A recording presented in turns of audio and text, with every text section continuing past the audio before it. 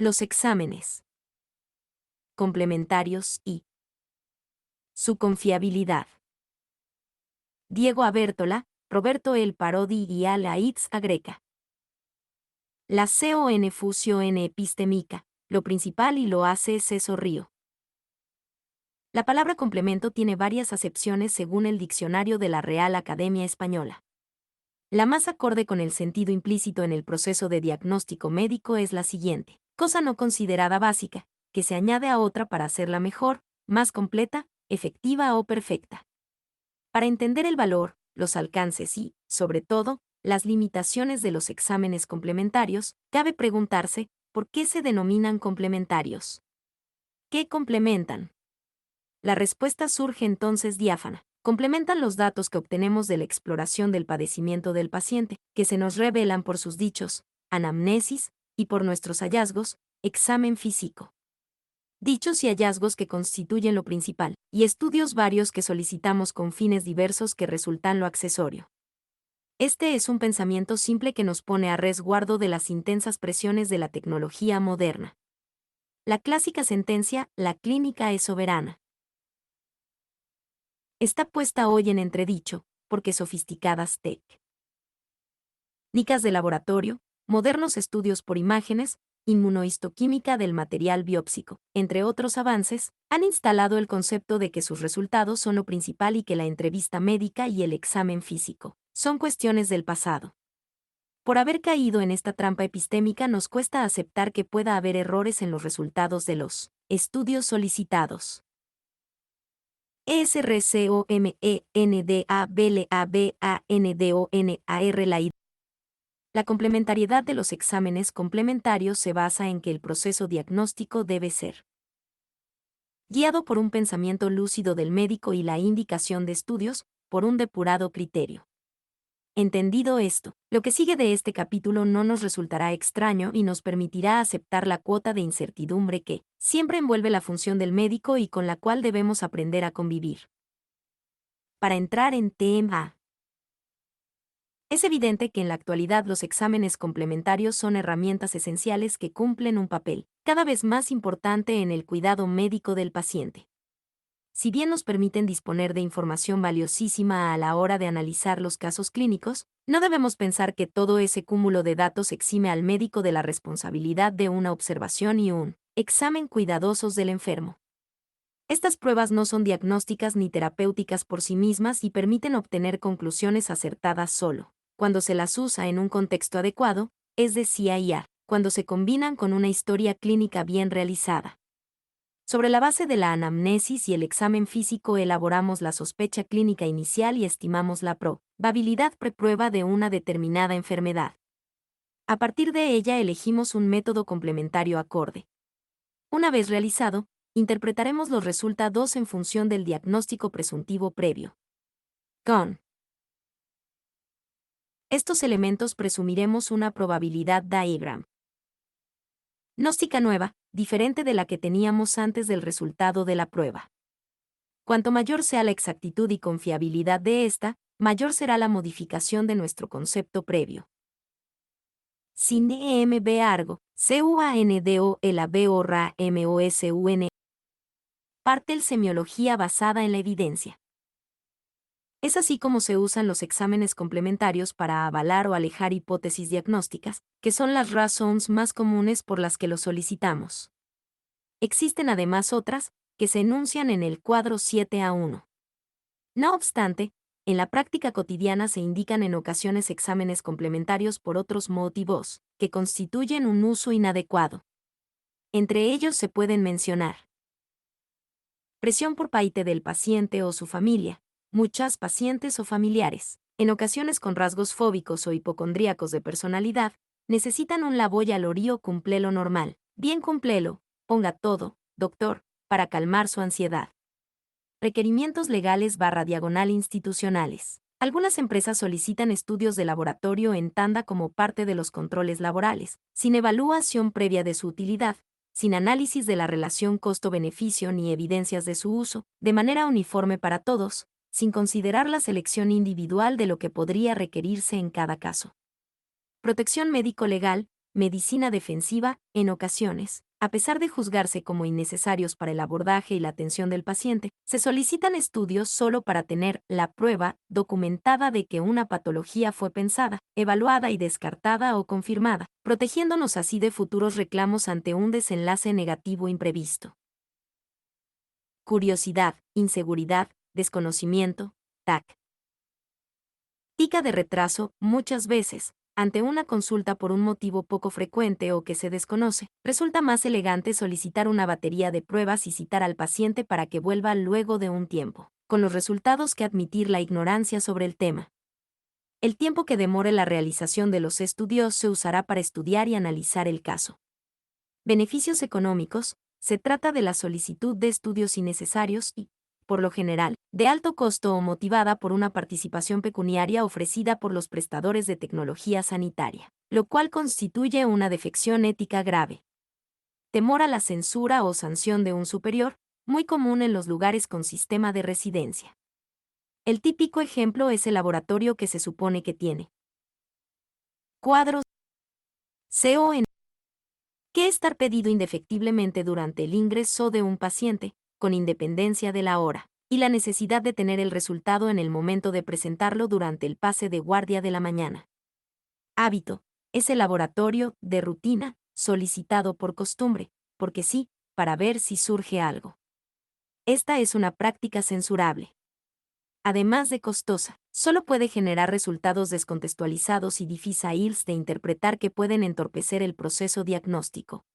No solo los medicamentos tienen efectos adversos. No debemos dejar de conocer y que, usados de manera inadecuada, los estudios complementarios pueden causar efectos negativos tanto en el paciente como en el sistema de salud.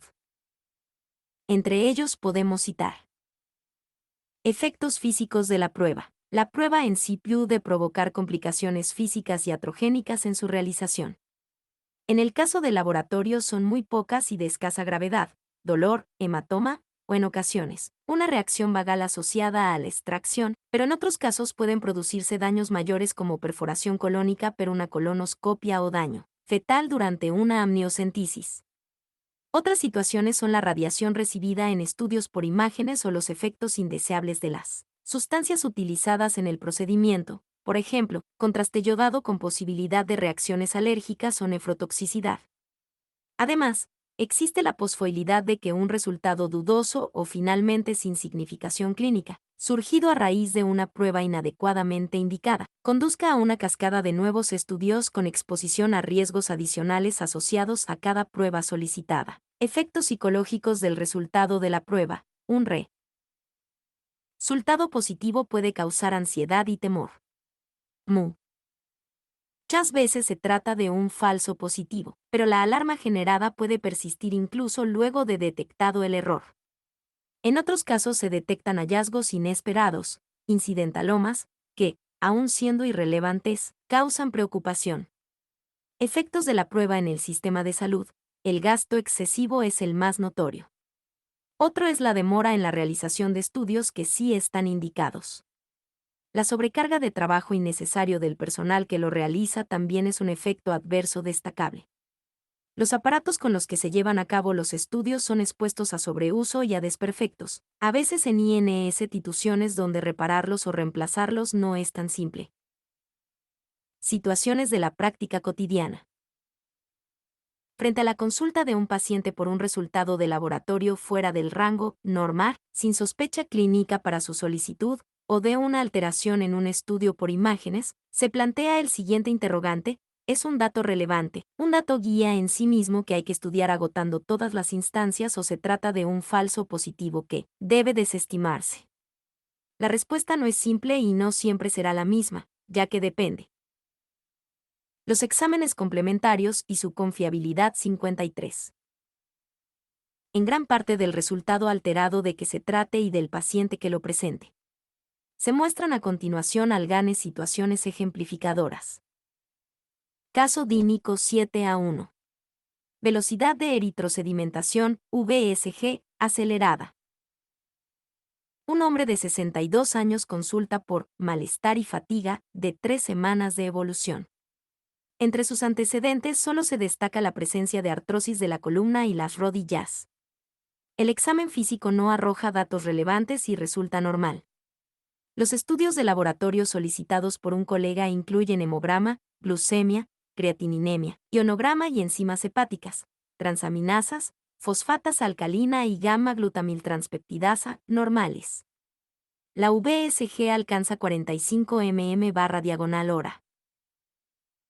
Posiblemente la VSG sea la determinación de laboratorio disponible más antigua, luego del hemograma, es la prueba hematológica más solicitada. Eso quizás se deba a su simplicidad técnica, amplia disponibilidad, bajo costo y a que se considera, erróneamente, una parte integral del hemograma. Es claro que la VSG es una prueba de laboratorio independiente y no un parámetro más del hemograma. VSCAP 31 exámenes complementarios en reumatología. Se trata de una prueba poco sensible y muy inespecífica, ya que su valor puede estar influido por un sinnúmero de causas que afectan a los eritrocitos o a las proteínas del plasma fibrinógeno.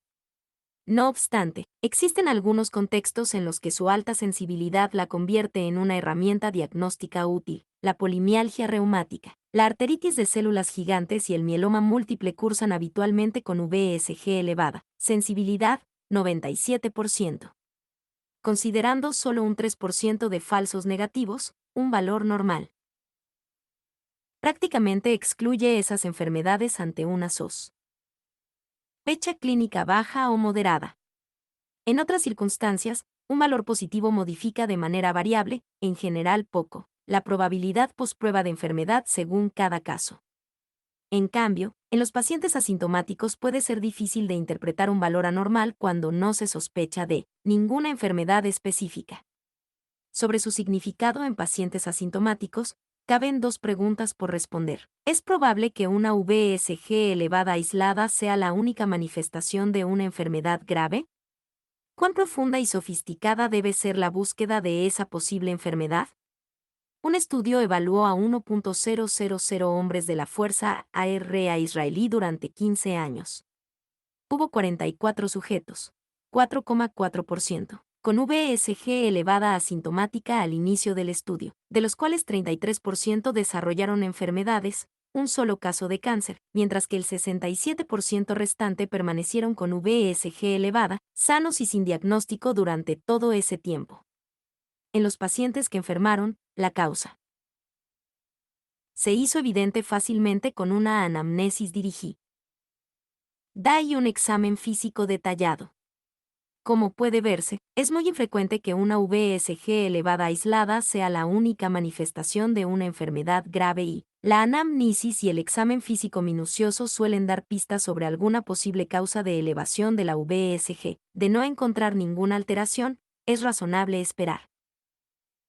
Antes que invertir demasiado tiempo y dinero en estudios complejos e invasivos en busca de una enfermedad oculta, muchas elevaciones serán transitorias, en algún otro caso aparecerán síntomas que guíen la búsqueda, en los restantes, no habrá explicación aún después de años. Las posibilidades de una neoplasia oculta son muy remotas. No obstante, es necesario hacer una salvedad: la magnitud de la elevación es importante.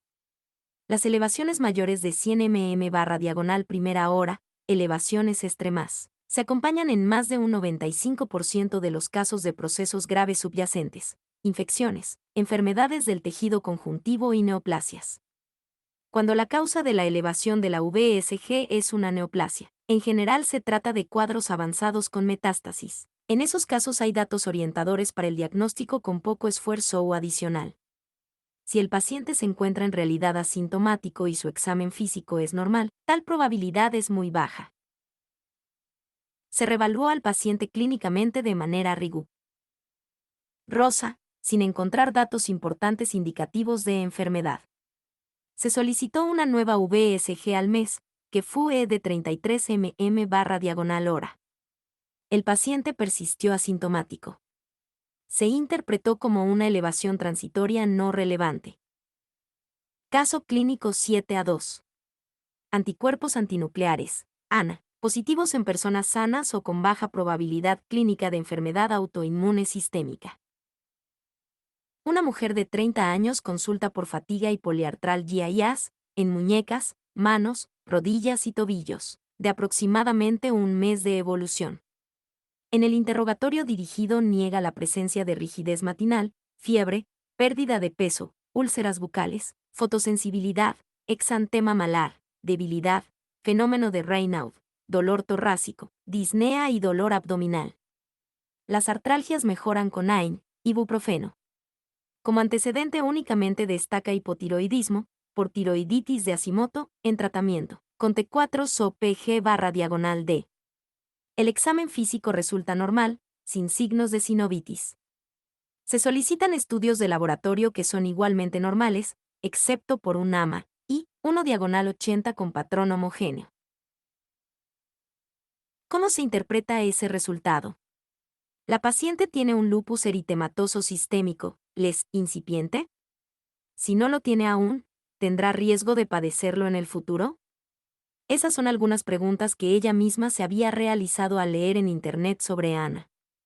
En este contexto de baja probabilidad de LES, la paciente no tiene ningún síntoma o signo sospechoso de la enfermedad, un valor de Ana positivo no logra modificar demasiado la probabilidad preprueba y tiene un significado prácticamente nulo. Veas CAP 31 estudios complementarios en reumatología. Un estudio de 2013 evaluó más de 200 solicitudes de AMA en contextos de baja probabilidad de LES y encontró un valor predictivo positivo de 2,1%. El resultado positivo no debería sorprender. Es conocida la presencia de ANA en personas asintomáticas, sin enfermedad autoinmune evidente. Un estudio de prevalencia de 2012 demostró que un 13,8% de la población. Parte 2. Semiología basada en la evidencia. La general estadounidense tenía ANA positivos. Esta prevalencia fue mayor en las mujeres, aumentó con la edad y predominó en los familiares de los pacientes con enfermedades autoinmunes con independencia de la cifra, que podrá variar según las latitudes, existirá siempre en una población cualquiera un porcentaje de personas con ANA positivos. Dentro de ese grupo habrá algunas con enfermedades autoinmunes no diagnosticadas, órgano-específicas o sistémicas, otras con enfermedades no autoinmunes, que pueden cursar con ANA positivos, y una gran mayoría que tendrán ANA sin causa evidente, en las cuales el significado clínico del hallazgo será incierto. Entre las enfermedades autoinmunes órgano-específicas que cursan con ANA positivos se encuentra la tiroiditis, de Hashimoto, 45%, que la paciente padece y que podrá justificar el hallazgo. No obstante, existe evidencia que señala que los ANA preceden por mucho tiempo el desarrollo de enfermedad. Actualmente no es posible utilizarlos para identificar con certeza qué personas se verán afectadas en el futuro, pero se sabe que los pacientes que tienen más posibilidades de enfermar son aquellos con antecedentes familiares cercanos, títulos elevados desde el inicio o bien con positividad de autoanticuerpos específicos, anti-DNA, anti-RNP, anti-SM, anti-CCP, o con aumento de los títulos de autoanticuerpos con el correr del tiempo. Ante la ausencia de síntomas o signos compatibles y orientadores, será prudente informar al pariente sobre los signos de alarma ante los cuales se sospechará alguna de estas enfermedades y se requerirá una consulta. Un examen clínico dirigido y un laboratorio inmunológico programados cada 3-6 meses permitirán evaluar la aparición de pistas clínicas o bioquímicas que ayuden a identificar a las personas que avanzan hacia el desarrollo de una enfermedad autoinmune. Un nuevo laboratorio volvió a informar un ANA, y 1/80, con anti-DNA, anti-SM, anti-ENA negativos. Las artralgias se dieron paulatinamente y se interpretó el resultado positivo asociado a su tiroiditis de Hashimoto. Como podemos ver, muchas veces los hallazgos de laboratorio no son relevantes y no conducen a ninguna confirmación diagnóstica, aunque en otras ocasiones podrían ser la pista inicial para arribar al diagnóstico de una enfermedad asintomática. La consulta a Internet de la paciente requiere un comentario. Evitar el uso de Internet por parte de los pacientes es, sin duda, una empresa destinada al fracaso. Es aconsejable tomarse unos minutos para señalar que Internet es una enorme biblioteca, la más grande del mundo sin duda alguna, en la que puede hallarse casi todo, pero que carece del más mínimo control de calidad. En otros términos, es posible hallar información veraz, fundamentada y valiosa junto con otra dudosa, tendenciosa o lisa y llanamente falsa. Diferenciar una de otra requiere conocimientos del tema en cuestión. Cuando no se los tiene, el resultado es la confusión, la angustia o la tranquilidad sin fundamento. Si el paciente confía en su médico, por lo general esta explicación bastará para limitar el uso de Internet si estamos frente a una persona especialmente curiosa o muy involucrada con el uso de la tecnología moderna. Es conveniente recomendar sitios informáticos reconocidos y confiables accesibles a la comunidad. Vea SCAP 12 Nuevas tecnologías y la relación médico-paciente. Caso clínico 7A3. Fosfatasa alcalina elevada. Se trata de un varón de 60 años sin antecedentes de relevancia, a quien durante un control de salud, estando asintomático y con examen físico normal, se le solicitó un estudio de laboratorio. En sus resultados se encontraron hemograma, creatininemia, lipidos, glucemia y pruebas hepáticas. TGO/TGP/, bilirrubina, normales, excepto por la fosfatasa alcalina, Fa, elevada, 1320 UI/L. ¿Qué debe hacerse ante una elevación aislada de la Fa en personas asintomáticas? Puede ser una única manifestación de enfermedad. Se debe desestimar o continuar con las investigaciones.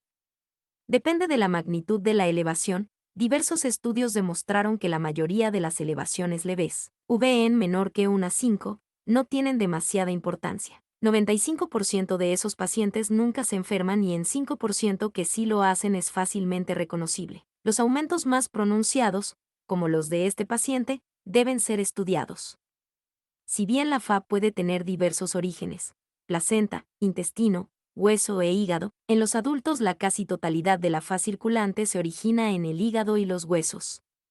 El paso siguiente es diferenciar esos dos orígenes y esto se hace solicitando el resto de las enzimas de colestasis como gamma-glutamiltranspeptidasa, YGT, y 5-nucleotidasa, 5N, y una ecografía a fin de evaluar la vía biliar. Si son anormales se investiga el sistema Gepetto biliar y si son normales se investiga el hueso. Las causas óseas más comunes en los pacientes asintomáticos son la hipovitaminosis D y la enfermedad ósea de Paget. La determinación de vitamina D sérica, así como algunas radiografías simples de los huesos más frecuentemente afectados, pelvis, orientarán el diagnóstico. BSCAD. 50A3 el paciente con alteraciones en el hepatograma. En este paciente la vitamina D, la YGT/5, N y la ecografía de abdomen fueron normales y la radiografía de pelvis mostró datos compatibles con enfermedad de Paget en la hemipelvis derecha, confirmada con una gammagrafía ósea. Este es un ejemplo de cómo un hallazgo de laboratorio terminó conduciendo a un diagnóstico de una enfermedad asintomática. No existe una regla general para diferenciar entre el falso positivo irrelevante del verdadero positivo valioso. Dependerá de cada caso en particular, y deberemos usar nuestros conocimientos y nuestro criterio. Caso clínico 7A4. Los hallazgos del diagnóstico por imágenes. Una mujer de 50 años le refiere a su médico que pasó una situación muy estresante en las últimas semanas. Un hallazgo de ecografía mamaria motivó la indicación de una punción biópsica. La paciente concurrió al INS-Instituto dispuesta a hacerse el estudio histopatológico con los exámenes de laboratorio debidamente realizados y los exámenes complementarios y su confiabilidad 55. Sorprendió cuando el operador, tras evaluarla con el mamógrafo de última generación, le comunicó que no la iba a punzar porque no veía nada que lo justificara. La respuesta de la paciente fue: pero hágame la punción, doctor, quiero terminar con esto y quedarme tranquila. El médico se negó porque consideró que hubiera sido punzar a ciegas y que no tenía sentido. Para salir de dudas, agregó, tiene que hacerse una resonancia magnética mamaria y dio por finalizados el procedimiento y la conversación. La paciente se realizó la resonancia indicada, cuyo resultado fue normal. El médico, que escuchaba el relato, señaló: muy buena noticia. Ahora olvídese del asunto y viva tranquila. La paciente quedó pensativa y contestó: asterisco, pero la angustia que pasé no me la quita nadie. Los modernos equipos de ecografía, tomografía computarizada y resonancia magnética con alta resolución suelen producir hallazgos que resultan ser elementos normales o patologías irrelevantes. La lectura de los extensos y exhaustivos informes, que muy pocos pacientes se abstienen de hacer, puede producir una significativa carga de ansiedad que el médico debe desactivar explicando, por ejemplo, que esos quistes no deben tocarse porque no revisten peligro alguno, que los ganglios descritos son ganglios normales o que esa masa hepática no es más que un angioma sobre el que no se debe intervenir. Es llamativo que los informes de los estudios suelen terminar con una invitación fuertemente inductiva para el médico, como se sugiere completar con otra metodología diagnóstica. No es sencillo explicarle al paciente que tal metodología no es necesaria y es así como se desencadenan a menudo cascadas de estudios, unos conducentes a otros, que nada aportan más que irradiación, costo económico y, sobre todo, inquietud, angustia y pérdida de calidad de vida.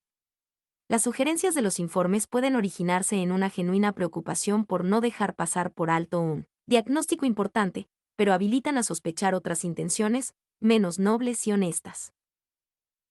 En todo informe está presente y subjetividad del operador y no hay estudio que no sea operador dependiente. La adecuada interpretación de los resultados debe ser siempre contextualizada y con frecuencia requiere el diálogo entre el médico y el imagenólogo.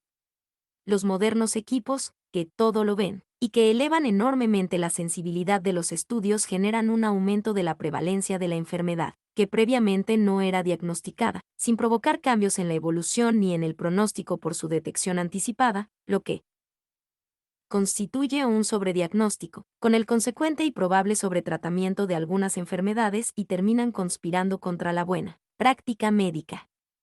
El dicho popular que señala que un paciente sano es un enfermo insuficientemente estudiado es un irónico señalamiento del daño que se puede producir por abuso de la tecnología. El médico clínico es el responsable final de la prevención cuaternaria, es decir, de la evitación de la iatrogenia que puede implicar la medicalización de la vida. BSCAP 3 Examen periódico de salud.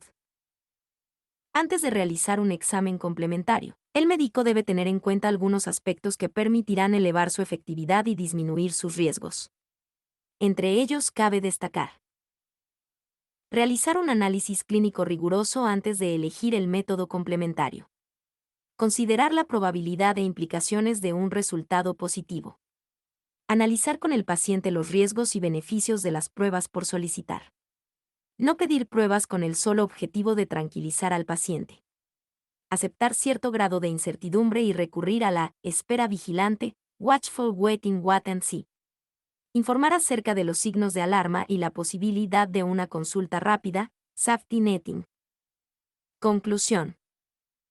Es necesario recordar siempre: el pedido de exámenes complementarios no es sino los estudios no invasivos invaden nuestra tranquilidad y nuestra calidad de vida. Todos los estudios son dependientes del operador, puesto que son realizados por seres humanos, operadores, que interpretan sus hallazgos. Nuestras dudas pueden aclararse pronto, pueden demorar en aclararse o pueden no aclararse nunca. Entretanto, debemos seguir atendiendo al paciente. La incertidumbre tolerada y compartida, sobre una base de debida vigilancia sin alarmar innecesariamente, es un recurso terapéutico de gran valor. Las actitudes del médico nunca son neutras, son terapéuticas o son iatrogénicas. El insigne Claude Bernard, epónimos J., nos dejó su sentencia: el que no sabe lo que busca no comprende lo que encuentra, a no olvidarlo. Arefel, véase bibliografía CAP 7, los exámenes complementarios y su confiabilidad. Véase autoevaluación CAP 7, los exámenes complementarios y su confiabilidad.